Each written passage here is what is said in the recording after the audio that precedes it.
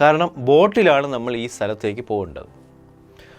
നമ്മൾ തെന്മല ഡാമുണ്ടല്ലോ, ഈ dam cross ചെയ്ത് അടുത്ത ഒരു അപ്പുറത്തൊരു ഏരിയയിലാണ്, ഒരു ഐലൻഡ് പോലെ സ്ഥലത്ത്, ഐലൻഡ് അല്ലെന്ന് പറയാൻ പാടില്ല, അപ്പുറത്തെ കാടിൻ്റെ ഭാഗത്താണ് ഈ ഇടിമുഴങ്ങ നൈറ്റ്സ് എന്ന പാക്കേജ് ഉള്ളത്. അപ്പോൾ അവിടെ ചെല്ലുമ്പോഴുള്ള പ്രത്യേകത എന്ന് പറയുന്നത് 8 പേർക്കേ പോകാൻ പറ്റൂ. ഈ ബോട്ടിൽ നമ്മൾ 8 പേർ കൂടാതെ അവിടെ നമ്മളെ കൂടെ ഒരു കുക്കുണ്ടാവും, പിന്നെ ഒരു ഫോറസ്റ്റ് ഗാർഡ് ഉണ്ടാവും. അപ്പോൾ അങ്ങനെയൊക്കെ വരുന്നത് കൊണ്ട് തന്നെ തീർച്ചയായും 8 പേരെ മാത്രമേ അവർ അലർട്ട് ചെയ്യുള്ളൂ. ഈ ബോട്ടിലും അങ്ങനെ ഒരു സ്പീഡ് ബോട്ടാണത്, അങ്ങനെ അലർട്ട് ചെയ്യുള്ളൂ. ഈ പാക്കേജിന് മാത്രമേ ആ പ്രശ്നമുള്ളൂ എന്നാണ് ഞാൻ വിചാരിക്കുന്നത്. ഞാൻ ചിന്തിക്കുന്നത് അങ്ങനെയാണ്. നിങ്ങൾക്കത് കസ്റ്റമർ കെയറിൽ വിളിക്കുമ്പോൾ നിങ്ങൾക്കത് മനസ്സിലാവും, അവരെ ചോദിക്കാം അവിടെ. ഫസ്റ്റ് തിങ്, ഈ ഫാമിലിയെ കൊണ്ടുപോകാൻ പറ്റുമോ എന്നുള്ളത് ഈ വീഡിയോ മുഴുവൻ കണ്ടു തീർക്കുമ്പോൾ നിങ്ങൾക്ക് മനസ്സിലാവും. അത് ചെയ്യണമോ വേണ്ടെന്നുള്ളത്, ഫാമിലിയെ കൊണ്ടുപോകണോ വേണ്ടെന്നുള്ളത് ഈ വീഡിയോ മുഴുവൻ കണ്ടു തീർക്കുമ്പോൾ മനസ്സിലാവും. അപ്പോൾ അതാണ് ഫസ്റ്റ് പ്രിക്കോഷൻ വേണ്ടത്.